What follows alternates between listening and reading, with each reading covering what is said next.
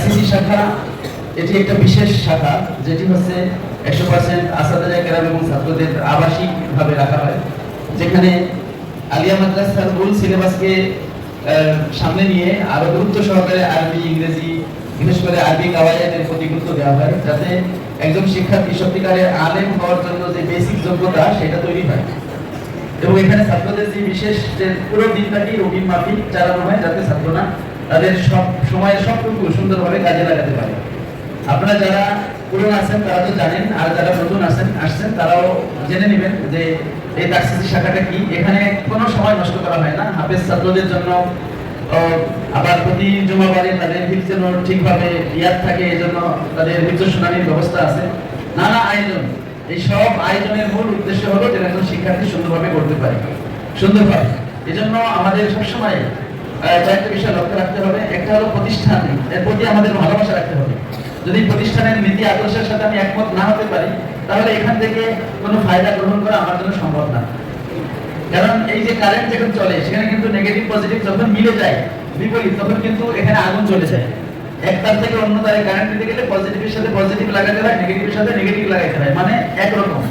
এজন্য আপনি যদি এই প্রতিষ্ঠান থেকে ফায়দা পেতে চান, তাহলে এই প্রতিষ্ঠানের নীতি আদর্শ, এর আখলাক, এর আকীদা, এর মতাদর্শ, এর মাসলাক, মানহাজ, মাযহাব, এগুলো আপনার মেনে চলতে হবে, তাহলে আপনি পাবেন। আসাদে কেরামের প্রতি আপনার ভালোবাসা থাকতে হবে, শ্রদ্ধা থাকতে হবে। আসাদে কেরামের নাম, এটা আমরা আমাদের এই দারুন নাজাত সারসিনা আমাদের মানহাজ হলো আমরা ওস্তাদদেরকে তাদের এলাকা দিয়ে তাদের নামকরণ করি। যেমন ইমাম বুখারী, তাই না? আমরা বুখারা একটা শহর, একটা নগর, এটা উজবেকিস্তানের, সেই বুখারা নগরী থেকে বুখারী বলি। হয়তো ওনার নাম যে মোহাম্মদ ইবনে ইসমাইল, এটা আমরা অনেকে নাও জানি, কিন্তু ইমাম বুখারী হিসেবে তাকে আমরা চিনি। তো এটা সিলসিলা চলে আসছে যে আমরা ওস্তাদের আদবের সাথে, ওস্তাদের প্রতি আদব, এটা এমন যে সাহাবায়ে কেরাম কিন্তু ইয়া মুহাম্মদ বলে ডাকতেন না। একবার সূরা হুজুরাতের তাফসীরে আছে, দেখবেন বেদুইনরা রাসূল সাল্লাল্লাহু আলাইহি ওয়াসাল্লামের হুজরাত কবরের পাশে এসে বলল, ইয়া মুহাম্মদ, ইয়া মুহাম্মদ। তখনই হুজরাত সূরাটা নাযিল হলো যে ইন্নাল্লাযিনা ইউনাদুনাকা মিন ওয়ারাইল হুজুরাত আকসারুহুম লা ইয়াকিলুন। এরা সব ব্যাখ্যা, এরা বুঝে না, এরা আকল নাই, যারা নবীর হুজরাত পিছন থেকে নবীকে ইয়া মুহাম্মদ, ইয়া মুহাম্মদ বলে ডাকতেছে। এজন্য রাসূল সাল্লাল্লাহু আলাইহি ওয়াসাল্লামের সাহাবায়ে কেরাম ইয়া রাসূলুল্লাহ, ইয়া হাবিবাল্লাহ, ইয়া নবী আল্লাহ, এবং আল্লাহ রাসূলের যেই লকবগুলো ছিল সেই লকবগুলো দিয়ে ডাকতেন, ইয়া রাসূলুল্লাহ বলে ডাকতেন। রাসূল হচ্ছে আল্লাহ রাসূল সাল্লাল্লাহু আলাইহি ওয়াসাল্লামের একটা উপাধি, যেটা আল্লাহ তাআলা তাকে দান করেছেন। নবী তার উপাধি, অনেক সময় কুনিয়াত দিয়েও ডাকা হতো, কিন্তু অধিকাংশ সময় এটা হচ্ছে লকব দিয়ে সাহাবায়ে কেরাম ডাকতেন, ইয়া রাসূলুল্লাহ।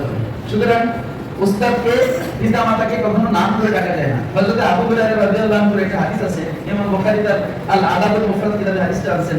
একবার উনি যাচ্ছিলেন, আবু হুরায়রা রাস্তার পাশে বসেছিলেন, উনি দেখলেন যে দুইটা লোক যাচ্ছে, একজন ছোট একজন বড়। তো ছোট যে লোকটা তাকে বলেন, মান হাযা মিনকা, যে এই বাচ্চা, এই লোকটা তোমার কি হয়? সে বলল, হুয়া আবি, সে উনি আমার পিতা ভাই। হযরত আবু হুরায়রা বললেন, ইন কানা হাযা আবুকা ফালা তাদউ বিসমিহি ওয়ালা তাজলিস ক্বাবলাহু ওয়ালা তামশি আমামাহু। যদি ইনি তোমার পিতা ভাই, তাহলে কখনো তার নাম ধরে ডাকবে না, তার আগে বসবে না এবং তার সামনে হাঁটবে না।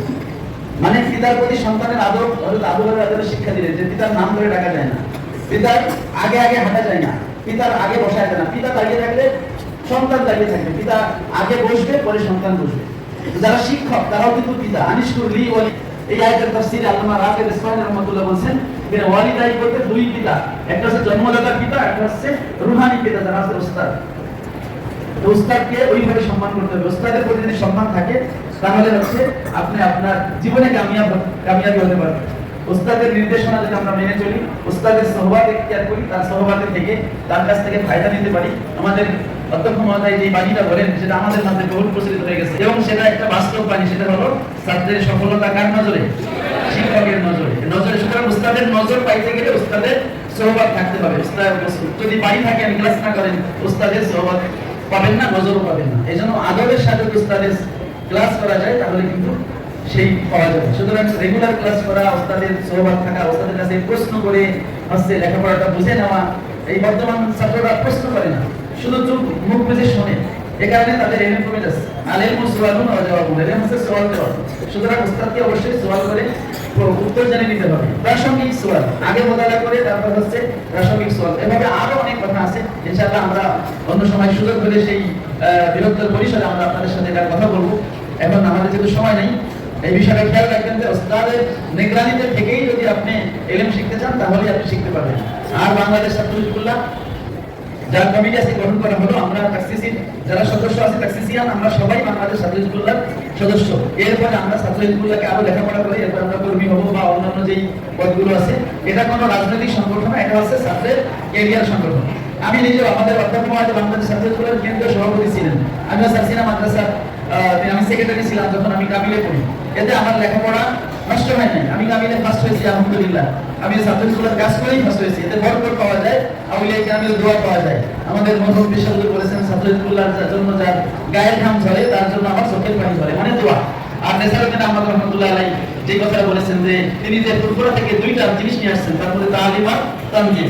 তালিম আছে মাদ্রাসা আর তানজিম আছে এই ছাত্র হিজবুল্লাহ জমিয়ত হিজবুল্লাহ, যেটা একজন শিক্ষার্থীকে তার এই লেখাপড়া যেটা মূল উদ্দেশ্য, যেটা হচ্ছে আমলে পরিণত করা, সেটা যেন তার জীবনে ঘটে সেই জিনিসগুলোই শিখায় এবং তাকে হচ্ছে ভালো ছাত্র, আদর্শ ছাত্র হিসেবে গড়ে তোলে। আল্লাহ রাব্বুল আলামিন তৌফিক যদি দেন, আমরা যদি চেষ্টা করি তাহলে আমরা এই তাকসিসি শাখার এই সুন্দর পরিবেশে থেকে আমাদের জীবনকে আমরা গঠন করতে পারবো।